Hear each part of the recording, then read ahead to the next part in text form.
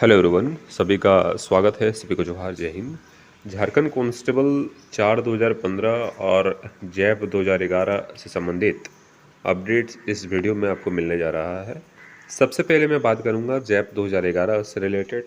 JAP 2011 वाले छात्रों के द्वारा कमेंट्स किए जा रहे थे, प्रश्न पूछे जा रहे थे कि जैप 2011 वाला मैटर और 4 2015 वाला मैटर दोनों अलग अलग है।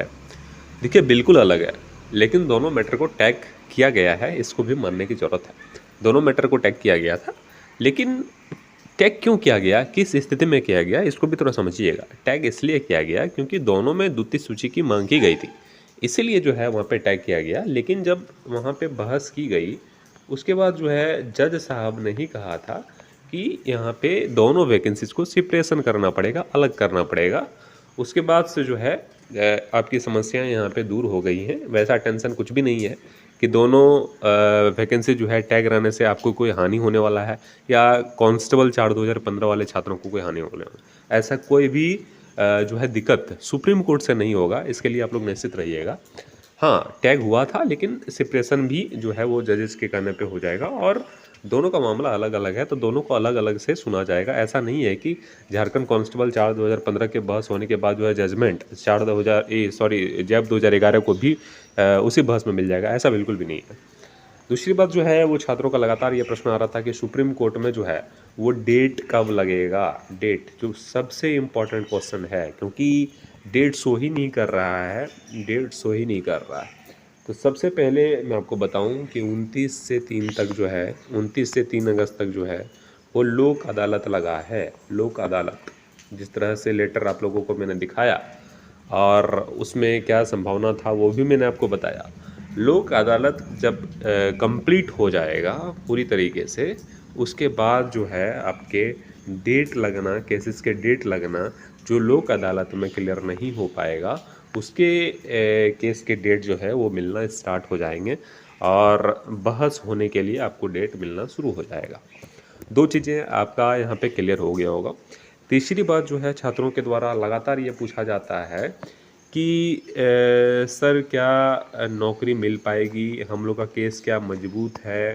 तो देखिए, सबसे पहला आपका केस मजबूत इसलिए मैं बोलूँगा क्योंकि सुप्रीम कोर्ट में जो है वो केस आपका एक्सेप्टेड है और कहीं ना कहीं जो है सुप्रीम कोर्ट से छात्रों को हमेशा अच्छा खबर ही मिला है, छात्रों के पक्ष में ही निर्णय मिला है, जिस तरह से अभी तक देखा गया है।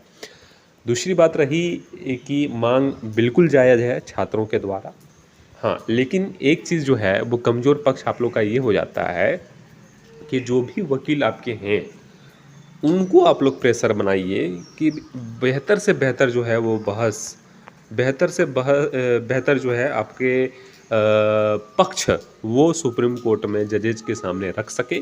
जिस तरह से मैं एग्जांपल के तौर पर बोलूं, झारखंड कांस्टेबल 4 2015 में 6 केस चल रहे हैं, उसमें 4 से 5 वकील आपके पर हेयरिंग में उतरते हैं। लेकिन आप एक चीज़ देखेंगे कि जितने भी वकील हैं सब सेम मैटर पे बात करते हैं और जिस तरह से आप लोग लाइव बस देखे होंगे तो वहाँ पे अगर 4 वकील हैं तो सिर्फ 2 को ही मौका मिल पाता है बोलने का, बाकी बोल ही नहीं पाते हैं। लेकिन एक चीज़ यहाँ पे याद रखिएगा, जब बहस अच्छे ढंग से होगा तो मौका सबको मिल जाएगा अपनी अपनी बात रखने के लिए, जितने भी 4 से 5 वकील आपके होंगे।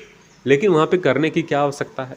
सबसे पहले मैं ये बोलूँगा कि वकीलों में जो है वो सामंजस्य बैठाना जरूरी है। सामंजस्य मतलब ये कि जितने भी वकील आपके हैं एक दूसरे को पता होना चाहिए कि ये भी वकील जो है वो 4 2015 से रिलेटेड लड़ रहा है।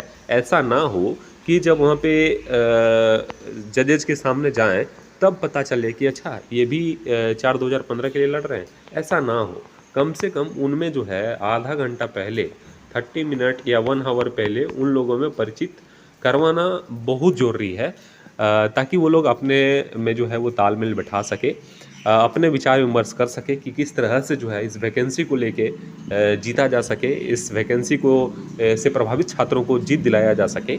इस पे कम से कम जो है वो 30 मिनट भी अगर आपके वकील, आपके जितने भी सीनियर वकील हैं 4-5, वो सब अगर मिलके बात कर लेते हैं तो केस एक जो है अलग पॉइंट पे, एक अलग लेवल पे पहुंच जाएगा और बहस करने का तरीका आप देखेंगे कि वहाँ जजेस के सामने काफ़ी बदला बदला नज़र आएगा और एक बेहतर पॉइंट्स जो है वो आपके वकील वहाँ पे रख सकेंगे। ठीक है, तो ये कोशिश आप लोग ज़रूर करिएगा। ये कोशिश कैसे होगा, तो आपके जो भी केस कराने वाले AOR वगैरह हैं, जिसको आप अच्छे ढंग से जानते हैं, उनको रिक्वेस्ट करें और उनके द्वारा कहें कि जैसे ही डेट लगेगा और डेट वाले दिन ही सुप्रीम कोर्ट में ही जो है ये काम आपके आराम से कर सकते हैं।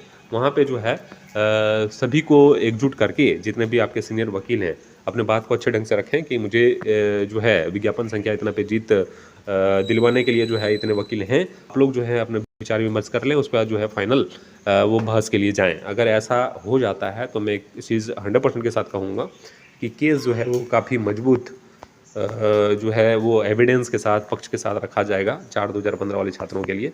और उसी तरह जैब 2011 वाले छात्र भी अपने वकील को ज़रूर रिक्वेस्ट करेंगे कि क्या क्या किस किस मुद्दे पे जो है वो चर्चा करने वाले हैं। क्योंकि मैं एक चीज़ हमेशा कहता हूँ कि विज्ञापन संख्या को आपसे बेहतर आपके वकील नहीं जा रहे हैं। मैं मानता हूँ कि रूल और अनुच्छेद आर्टिकल के मामले में आपसे बेहतर ढंग से वो जानते होंगे, लेकिन विज्ञापन को अच्छे ढंग से नहीं जानते।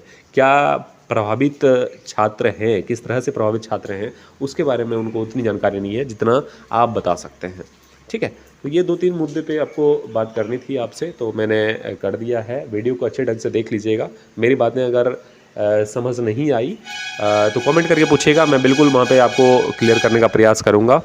अगर अन्य कोई समस्याएं हैं तो वो भी कमेंट करके पूछ सकते हैं, मैं आपको जवाब देने का प्रयास करूँगा। डिस्क्रिप्शन में आपको ग्रुप का लिंक मिल जाएगा, वहाँ से आप ग्रुप में आके जुड़ जाइएगा और अपनी बात आप आराम से रख सकते हैं। कोई भी यहाँ पे समस्या नहीं है। बाकी जो चीज़ें मैंने आपको यहाँ पे बताई हैं, उस चीज़ों को ज़रूर आप लोग अमल करेंगे। इससे बहुत अच्छा जो है वो रिज़ल्ट देखने को मिलेगा। इस चैनल पर अगर नहीं है तो सब्सक्राइब कर लीजिएगा। आप सभी का शुक्रिया, धन्यवाद।